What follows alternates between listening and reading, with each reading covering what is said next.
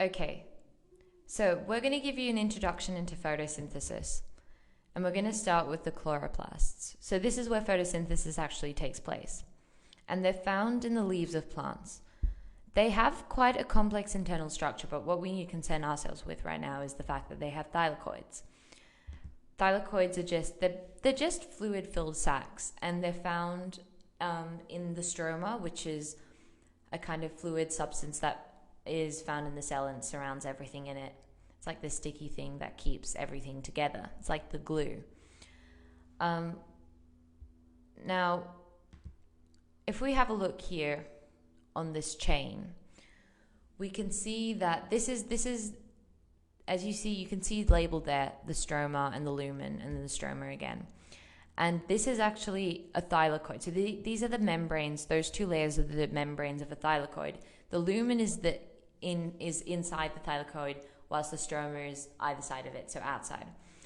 And the thing about the thylakoids is that they contain chlorophyll. The chlorophyll is arranged in two different systems called the PS2 and the PS1. You can see the PS2 towards the left, and as you continue down this chain, this membrane, you'll get to the PS1. Now, what happens with a plant is they absorb light, and these photons are absorbed by electrons inside chlorophyll molecules. So inside the PS2 system, a chlorophyll molecule will absorb a photon, and it will get excited because it'll get energized. So it has lots of energy now, and it has enough energy to actually leave the PS2, which it does then. It does leave the PS2, and it goes along the mobile electron carrier, and it starts its journey down this chain.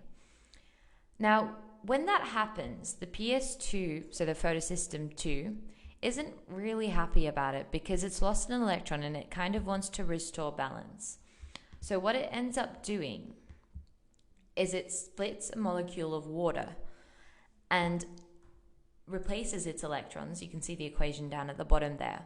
But it also produces oxygen as a byproduct, which is handy for us because we need oxygen to respire. Now let's get back to that excited electron. So this excited electron now has left the PS2 and it enters something called the cytochrome complex, which is a protein on the membrane. Now some of its energy, because it's a really excited electron, some of its energy is used to pump a proton, so another proton. We've just pumped a couple of protons by splitting that water molecule into oxygen, electrons, and protons into the thylakoid. Some of the energy is used in the cytochrome complex to pump another proton out into the thylakoid. Just reminding you of what the thylakoid is there. So you can see the stroma is outside there, and we're pumping protons into the thylakoid. So whilst we pump these protons into the thylakoid, we are actually kind of charging the thylakoid like a battery.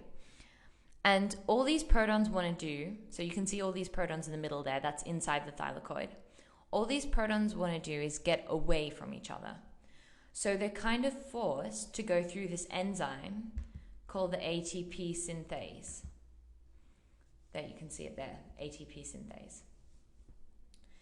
The ATP synthase then uses those protons to make ATP, which is the universal currency of energy. So energy is made by these protons that we have pumped. Yeah, okay. Going back to that excited electron, this excited electron now leaves the cytochrome complex again, and it's quite tired now. So it's lost some of its energy pumping out protons, and it gets to the PS1 system where, remember, the PS1 system also has chlorophyll. So it gets to a place where there's chlorophyll, which is absorbing photons, which means it itself gets re-excited because it absorbs more photons as it enters the PS1 system.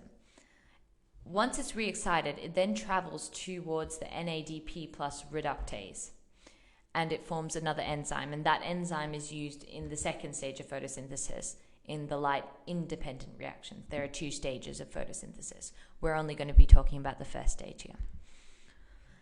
Okay, so that's the journey of the electron. That's what the electron does, and that's how oxygen is produced, and the enzymes and energy, ATP, needed for the second half of photosynthesis, where plants actually make glucose. So they make their own food. I just want to talk about the energy level of the electrons. So if you have a look at this diagram here, you can see that as the electron starts off, it has a low energy. It is then excited in the PS2 system, and its energy level increases. It then travels along the chain. It goes along its journey, and it loses energy. So the energy status goes down. However, it's re-excited then, and it has even more energy before, since it has had a little bit left over from the first time it was excited in the PS1 system. After that, it continues down the chain, and it loses all the remaining energy to make that last enzyme, the NADP. So there you have it. That is our introduction into photosynthesis.